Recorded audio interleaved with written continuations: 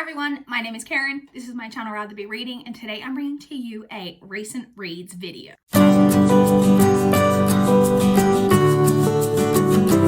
So it has been a long ass time since I last filmed a recent reads video. I'm not sure exactly how many weeks it's been, but it's been a lot. So basically what I'm going to do is I'm going to be filming several recent reads videos over the next few weeks until I'm kind of caught up. I'm going to be doing them in basically like 4-week chunks until I'm kind of caught up. So I believe that this recent reads video is going to take me through the 5th of March. And in that time period from I think the 6th of February through the 5th of March, I read a total of 14 books. So I have a lot to talk about. I'm not going to have necessarily in-depth thoughts on all of them because I read most of these books quite a while ago now. So some of them I'll have less to say about, some I might have a little bit more, but I am going to touch on each book and just give you at least a quick overview of my thoughts on them. So let's get started. So the very first book that I read since I last checked in for a recent reads video was Pretty Girls by Karen Slaughter. This is an adult thriller. It is, ow. Okay, she just used me as a stepping stone. Why are you always gonna show the people your cute face? Honey. Sorry about that. So this is about two sisters. And they have a third sister that went missing kind of when they were teenagers. It's now years and years later, and they are estranged and they're living very different lives. And it kind of follows their story. But like I said, it is a thriller. It is very dark, very gritty. This has great family dynamics, looking at like family relationships and like sibling relationships. Now my cat's going crazy. It's more of an action thriller, I would say, almost, as opposed to like a mystery. There was one good twist in here that I really enjoyed. The one thing I'll say that I didn't like was it had very long chapters. And I'm just not a fan of really, really long chapters, but I really, really thoroughly enjoyed this. I've been really, really wanting to read Karen Slaughter for a really long time because people absolutely rave about her. And I was not disappointed. In the end, I gave this 4.25 stars. Next, I read The Taxidermist Lover by Polly Hall. This is a book that I have had a digital copy in exchange for an honest review from NetGalley. It is already out and published quite a while ago, so it is available for you guys to get your hands on. This is a kind of gothic, it's gothic. I don't really even know what genre to put this in. It's basically about a woman who is having kind of a, I don't want to say love affair because they're in a relationship. It's not like either of them are in relationships with other people. She's having a relationship with this man who is a taxidermist, and they've got this really intense relationship, and it's kind of about her deep love for both him but also for his taxidermied animals, kind of, in a way. This book was strange. I will say as well, I thought for some reason in my head I thought this was going to be kind of almost historical. It's not. It's modern day, but modern day gothic. The writing was beautiful but weird. I don't really know any other way to describe it apart from that. And the book in general is just weird. The ending was, excuse me, I almost choked. The ending is A+. The ending was incredible. The whole book has a really that gothic, creepy, unsettling vibe the whole way through. I was left with some unanswered questions. There are some kind of different things going on in the background that you just don't really kind of get a full explanation on. Then at the end of the book, I was left still kind of feeling wait, what? So I had kind of mixed feelings about this one, but it was a very, very interesting read. And in the end, I rated that 3.25 stars. I then read another book that I had a digital copy in exchange for an honest review from NetGalley, which was Dear Child by Romy Hausman. So this is a thriller. It is about a woman who is being held captive by a man, and she's got 2 children, and they're all being kept somewhere. She manages to escape and return. So she's been held there for 14 years or something, a long time. But then there is some speculation in the synopsis as to whether or not she is the person, when she's returned to her life, it's is she actually this person who people think that she is, like when she returns. It's very like confusing synopsis. So the writing felt quite clunky in this to me. And I believe, I'm not 100% sure, I couldn't find exact information on this, but I believe this may be a translated work. I believe that the author is German, and I assume that this may have originally been published in German and been translated, or at the very least that it is not the author's first language. I could be wrong about that, but it may have something to do with the translation or English not being the first language, that the writing to me just didn't feel like as smooth as maybe it normally would have.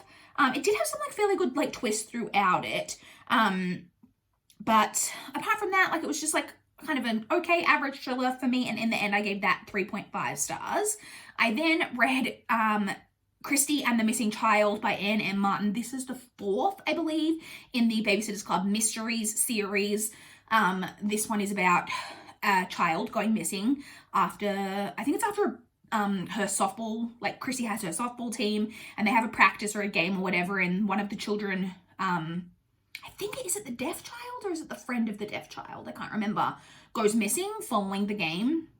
And then it's about like the Babysitter's Club, particularly Christy, trying to track down and figure out what happened to this child. This touches on actually some like quite interesting issues, like because it kind of comments on like the possibility of like a parent kidnapping. So the child who's gone missing, his parents are like have recently divorced, and there is speculation like, and they live with the mother, that possibly the father has taken the child, and that it's like, you know, a custody situation. So like it kind of talked about the possibility of that. Why does my hair look weird? So yeah, this one was just okay. I ended up giving it 3.25 stars.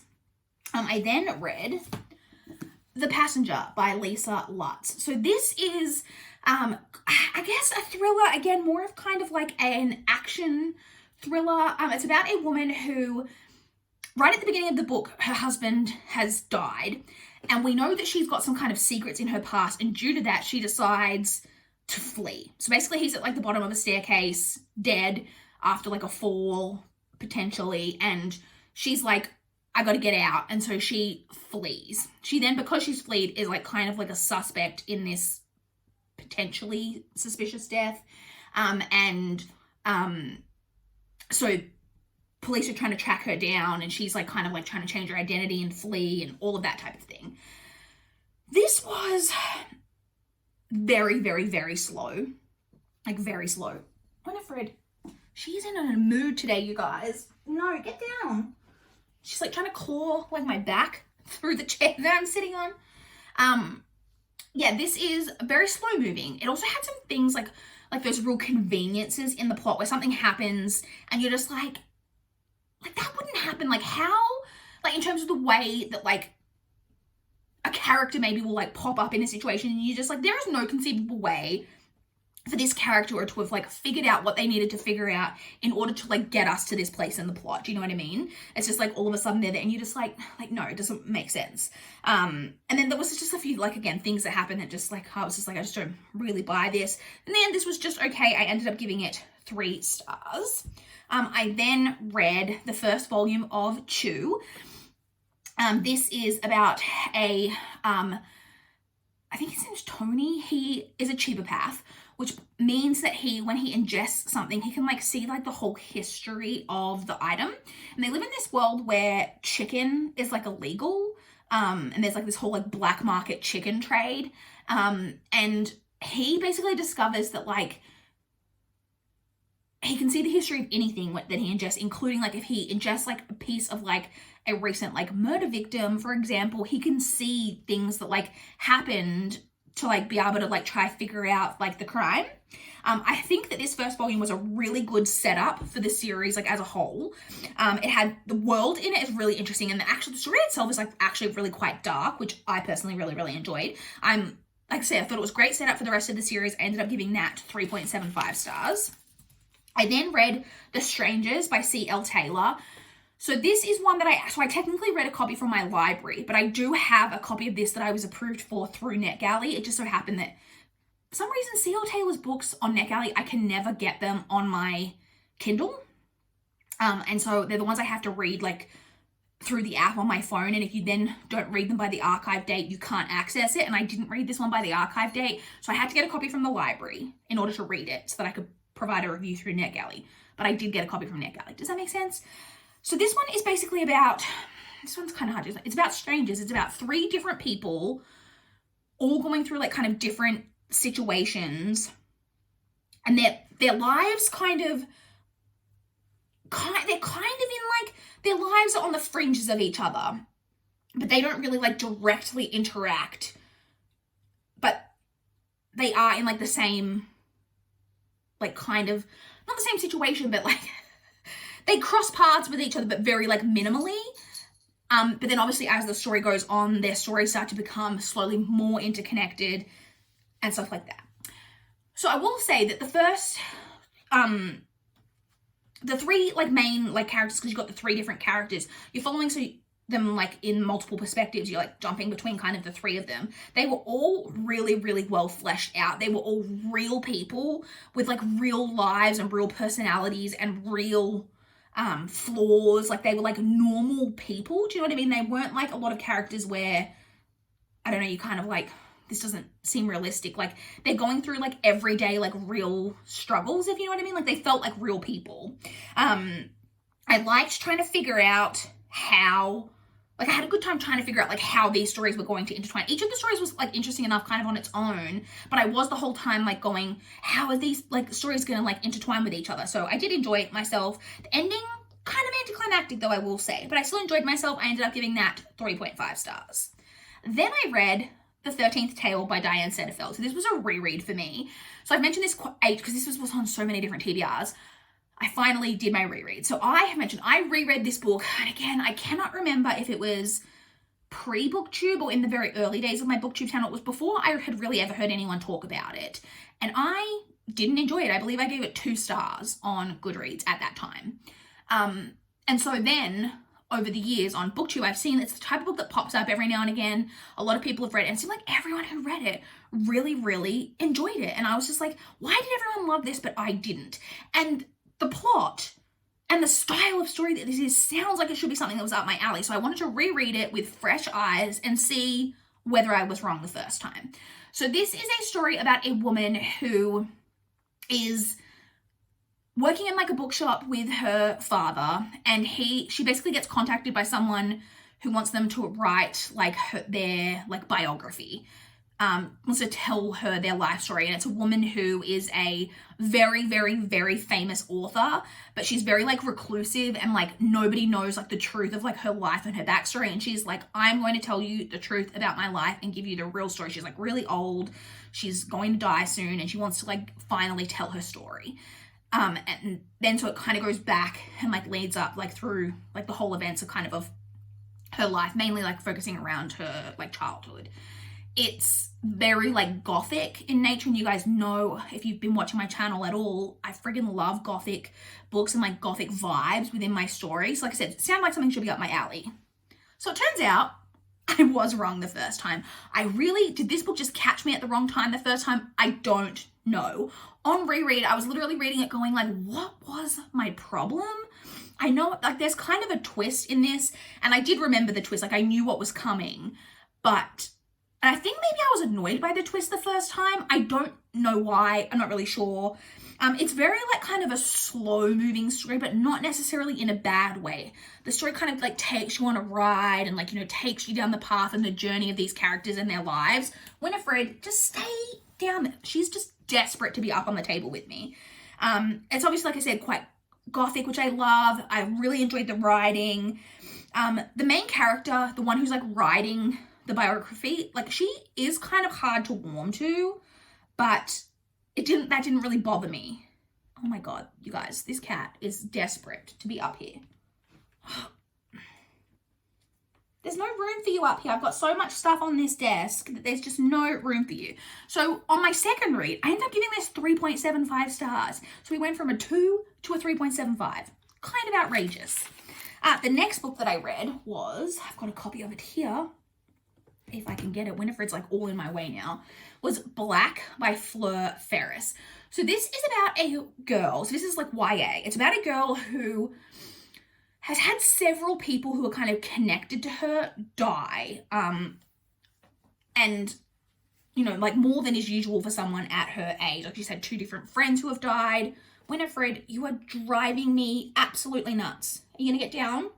Gonna get down? Yeah, let's get down. There's no room for you on my lap either though. You gotta get down. Good girl. Honestly. So I'm not gonna lie to you guys. I remember very little about this. I read this in mid-February, and I have very little recollection of exactly what even happened in this book. So just referring to my notes, I've written that it was over the top. I've written something about like a type of story that it is that I think might be a spoiler, so I'm not going to say. But until I literally read that note, I didn't even remember that happened in this story. It's got a totally unnecessary love triangle, and in the end I wrote just okay, and I ended up giving that 3 stars. I then read another NetGalley arc, which again has already been published, but I did receive a digital copy in exchange for an honest review. This one is To Whatever End by Lindsay Friedman. This one is YA, and it's about a girl who every time she touches someone, she sees her last interaction with that person. So like if she's just with someone in the shopping center, like, you know, say she's like out at like a cafe and she brushes hands with a stranger, she will see their final interaction. And it may be that it's literally 5 minutes from now, you know, when she's leaving the cafe or whatever, or it might be, you know, if it's a friend of hers, she'll see kind of how it will end. So she avoids touching people at all costs because obviously you don't want to know what your final interaction with someone is going to be. You make a new friend, you touch hands with them, realize, well, we're not going to be friends in like a couple of months. So like, what's the point? You know what I mean? Same with like a relationship. She touches someone, she's going to see how it all ends. So one day she meets this new guy, accidentally touches him, and sees that he dies taking a bullet for her and professing his like undying love. And it's then about her trying to figure out what's going on, like trying to protect this guy because she doesn't want him to die for her, all of that. So this was again just okay. It was a very like predictable story. Like it's one of those stories that like there are people in it who are like, oh, this is kind of mildly spoilery, so if you don't want to know, just skip ahead like 20 seconds. But it's one of those stories where like there are people in it who are like supposed to be good, but it's so obvious to the reader that they're not. It was just like laughable. You just like, clearly these people are up to no good, that type of thing. And the romance was like, I can't remember, did I say this already? The romance was really, really, really underdeveloped. And yeah, it was just, I gave 3 stars, but it was like, it was very average, if I'm being honest. I then read another NetGalley arc. So again, received a digital copy in exchange for an honest review. This one was My Best Friend's Murder by Polly Phillips. So this one is a thriller. It's basically focusing around a toxic friendship, or like a friendship, yeah, a toxic friendship, I would say. So really looking at, so we know at the beginning that one of these friends has died, and like the synopsis like kind of says stuff like, I know that I'll be a suspect and that I had a reason to kill you, that type of vibe. So we know at the beginning that one of the friends has died, but we go back like several months, or I can't remember exactly how long it is, before the death, and like see like the relationship basically between these 2 women and kind of what led up to the events of the death. So like I said, this isn't really like a mystery, so to speak. It's just more looking at the, like I said, because you know where we're headed. It's not really, I don't think it is. I don't recall it being a mystery about like even which one of them it is. You know which one it is. It's just about, like I said, the events leading up to it. And so like I say, getting to see their friendship. And I have talked about this before. Friendship themes in books is one of my favorite things, particularly toxic friendships. And I've said before, I think it's because I had a lot of toxic friendships in my like teen years and like right up into my like mid to late 20s. I seem to be like a magnet for like toxic friends. And so I really find that interesting in my books, and I enjoyed that in this. I will say the ending did surprise me. So this was pretty like solid. Like I say, it's not necessarily I feel like a lot of people will go into this like expecting more of like a thriller mystery type of vibe, and that's not really what it is, and so we might be disappointed. But for me, this played into a lot of stuff that I personally really enjoy, so I ended up giving it 3.75 stars. I then read Just Mercy by Brian Stevenson. So this isn't the copy that I actually read. I forgot, or kind of forgot. So I had a copy out from the library, and then like I had actually purchased this though secondhand copy at the library sale. So I do own a copy. Anyway, this is nonfiction, basically about Brian Stevenson looking at the criminal justice system and basically death row. and the way that people who are on death row, about how the like systematic racism and systematic injustices affect like the people who are on death row. So you're focusing on one story in particular, but you get a lot of other cases and a lot of other examples in there throughout. This was incredible. I cried in this book like basically throughout the entire thing. It was very well written and very, very eye-opening. It was heartbreaking. It was well written. I don't really know what else to say about this. I highly recommend reading this. Like I said, it was very like, I knew like, you know, I knew the basics of like how, I don't even know how to put it. Like, I'm so not eloquent about stuff like this, but I knew the basics about that people who are in lower socioeconomic statuses, which are typically people of who aren't white, that they're more inclined to end up in a death row situation because they don't have the means to defend themselves in the way that rich, typically white people do. And so that the system is like slanted against them. But like I say, so I knew that wasn't any like thing new. That wasn't a shock to me, but it's reading it in such stark detail and such stark reality and looking at like how badly the system goes against them and being so, like I said, this, I cried throughout the whole book, like out of sadness, out of anger, out of just so much. Like I say, this was really, really like a good read. Like I said, so yeah, I gave this 4.5 stars. Highly, highly recommend. I then started a new manga series, which was the Promise Neverland. So I read volume 1, which is by, I'm going to butcher these names, Kayu Shirei and Posuka Demizu. I apologize if I butchered that. So this is, I don't know what age category this is supposed to be for. I think maybe it's supposed to be for like children, but then I don't think so at the same time because it's really dark. So it's basically about a group of children at an orphanage who discover that maybe everything isn't what it seems and that there's some weird shit happening.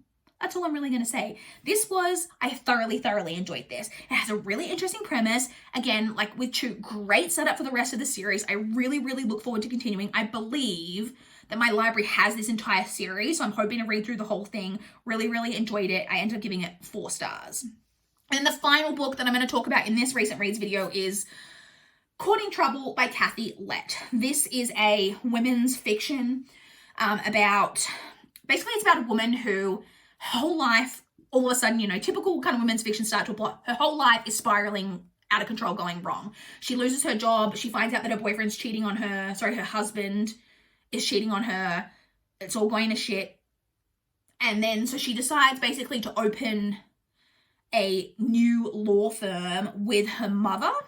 And her mother's like this real, like, you know, ball buster type of woman. So they open this law firm that's like aimed at helping women who have been wronged by men for the most part. But it's very like shenanigans, hijinks type of story. This really, really missed the mark for me. I can see here that I gave this 2.5 stars. I honestly feel like that was maybe a bit generous. This was not good. The lens that this tries to like frame the story around basically deals with the trial of someone who was gang raped. So a hugely hard-hitting, heavy, terrible topic. But this story is like a light, fluffy, fun, you know, women's fiction. It was just, the tone was all wrong.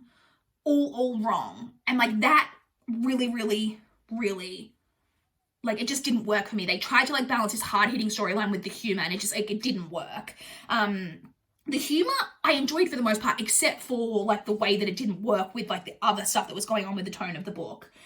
They villainize, so this also has like a love triangle, because of course it does. And they do the whole thing of ending up villainizing one of the people in the love triangle in order to like get the outcome of the love triangle. Does that make sense? Like, in order to like make a choice, it's like, we'll just villainize one of them, and then, you know, it's obvious who she should pick, and I hate that. Also, is this the book that I'm thinking of? Yeah. This was published in